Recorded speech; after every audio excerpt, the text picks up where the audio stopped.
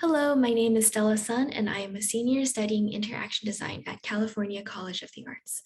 This is a presentation of my thesis project, which studies how casual meme sharing might cause unintentionally harmful chain reactions. Internet memes are often widely used but vaguely understood by the average meme user. Many times, meme sharing can unintentionally escalate into harmful societal issues that affect individuals, groups, and social landscapes. As a result, this project aims to answer the question, how might sharing memes in close social circles cause unintentionally harmful memetic chain reactions? The goals of this project are to better understand how casual meme sharers might unintentionally spread harmful memes, to categorize a collection of harmful memetic incidents, and to provide recommendations for possible ways of mitigating unintended and harmful memetic chain reactions. I decided to pursue this project because I've always been fascinated by memes, but didn't really know much about them or how they're used.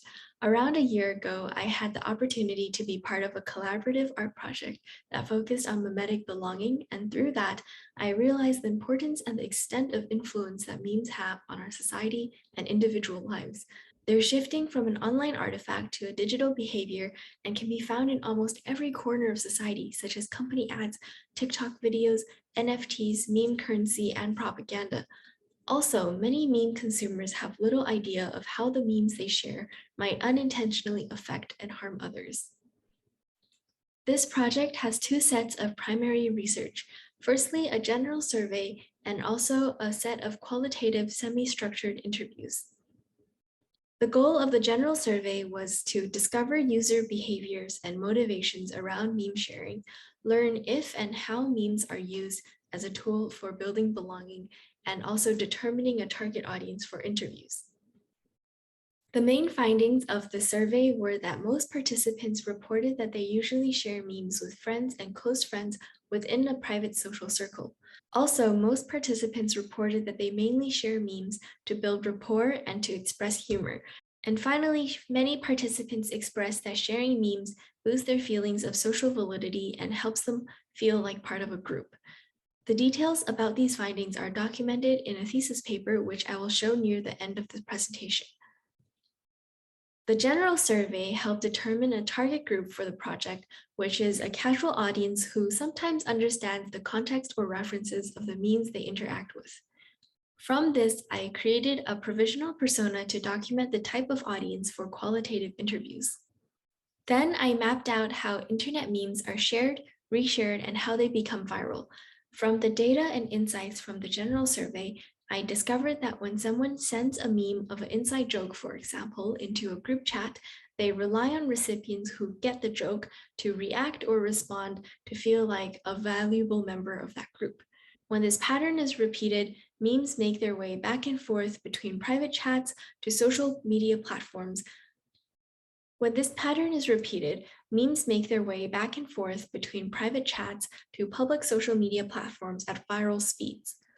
Memes that become viral are oftentimes harmless, but they can sometimes be deeply hurtful to individuals, groups, or even political or financial systems. To learn more about how individuals use memes and are affected by them, I conducted qualitative and semi-structured interviews with 6 participants who were vetted with the screener survey. The goal of the interviews was to learn more about how individuals participate in and are affected by meme sharing in close social circles. The main findings from the interviews are that negative memes shared on social media seem to gain traction more easily. Building trust, intimacy, and friendship are the main motivators for sharing memes. And finally, and I think most interestingly, most interviewees believe that context is important when sharing memes in general, but they don't always practice it when it comes to sharing memes themselves. Both primary and secondary research revealed that sharing, receiving, and consuming memes can indeed cause unintentionally harmful chain reactions. Using this information, I created a categorization of a collection of unintentional memetic incidents to illustrate the effects of harmful memes on their stakeholders, which aim to inform recommendations of intervention and mitigation. The first category is memetic chain reactions that affect individuals. In this category, memeified individuals and those close to them are affected the most. This usually stems from attempts of cyberbullying that accidentally escalate into viral memes that can be detrimental to an individual's personal and professional life. Those who have control to mitigate this type of chain reaction are the meme initiators and social media platforms. Oftentimes, these incidents stem from harassment or bullying, which breaks most platforms' policies, which should give these platforms incentive to investigate these types of issues. The second category is memetic chain reactions that affect social and cultural groups. The victims of this category are those who identify with targeted groups, as well as individuals who are experiencing mental vulnerability. For example, an interview participant who shared these memes with me reported that memes can perpetuate scarcity or drama and normalizes it, which is harmful to individuals who feel vulnerable. Memes that target racial, gender, or cultural groups also fall into this category. Those who have control in these incidents are individuals who initiate harm, as well as those with online platforms. Oftentimes, these incidents can be reduced when people see influencers that they trust act as positive role models. The last category is memetic chain reactions that affect macro environments. These incidents are often large-scale attempts to promote bigotry, violence, misinformation, or propaganda. These chain reactions can adversely affect economic, political, cultural, or social landscapes, as well as affect the groups and communities within that society. Also, individuals or groups who unknowingly participate in these chain reactions, such as sharing a misunderstood Pepe meme, can become victims of harassment as well. People who have control in this category are meme sharers who believe in these unjust causes, as well as influencers who can persuade their followers on social media platforms. After making these categorizations, I mapped out the stakeholders of these memetic chain reactions to illustrate how information travels in the system and those who have control to intervene. As I researched this topic, I realized that this is more of a phenomenon of human and societal nature than a specific problem that can be easily solved. As a result, the following recommendations are intended to be springboards for deeper discussions, research, and application.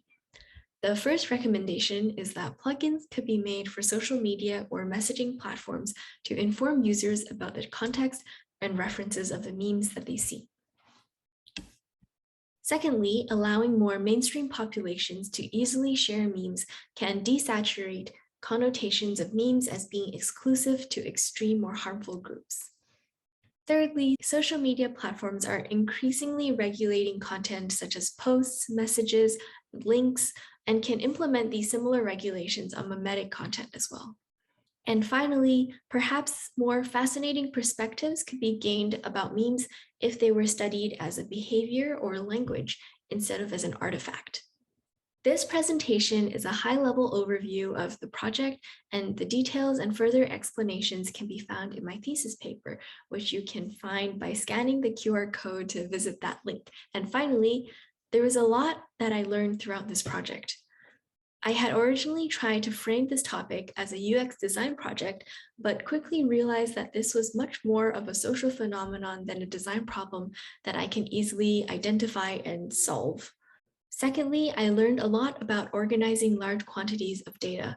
I think that this topic had a low barrier of entry for participants, and almost everyone had some type of experience with memes before. Many people had very emotionally charged stories or deeply introspective thoughts to share, and it was really thought-provoking and humbling to listen to and read through all of the participants' experiences. However, it was also really time-consuming, and I had to do a lot of deducing to figure out what participants were really trying to say underneath all of their experience recounts. For example, the general survey had 24 questions with an average of 103 responses per question, most of which were open-ended. And this meant sorting through 24 sets of data with around 100 data points per set. As a result, I became very fluent in using Google Sheets and developed a very fast mural workflow. Lastly, I learned many lessons about adaptability. This project took many turns before reaching this final point. It started as a collaborative art project and then became an attempt at a UX design project, which then turned into a UX research project, and now it is a study of a phenomenon. These images are the art installations I made with a wonderful team at the beginning of exploring this topic. In the future, I hope to continue testing and validating the categorizations and the recommendations that I created. It would be really amazing to have an opportunity to implement and execute some of these recommendations with more individual participants or even with an organization. Thank you for listening.